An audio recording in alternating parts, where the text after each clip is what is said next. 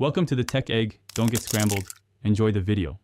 You begin by heating the pan and adding 1 lb ground beef so it browns evenly. This develops flavor through the Maillard reaction. Once the pan is hot, add 1 tablespoon oil if the beef is lean and spread meat into an even layer. You want quick contact with the surface to get color, then stir and break into small pieces.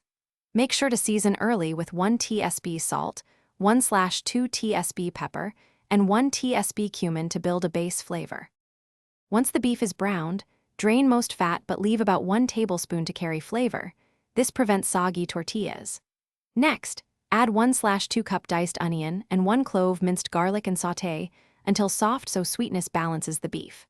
Then stir in 1/2 cup salsa and 1/4 cup beef or chicken broth to create a cohesive, slightly saucy filling. Simmer for 5 to 7 minutes so flavors meld and excess moisture reduces. Ensuring the filling won't make you warm tortillas briefly to make them pliable, then place a strip of filling across the center and add shredded cheese, lettuce if using, and extra salsa. This balances texture. Next, fold the bottom up, tuck the sides in, and roll tightly so the seam stays closed.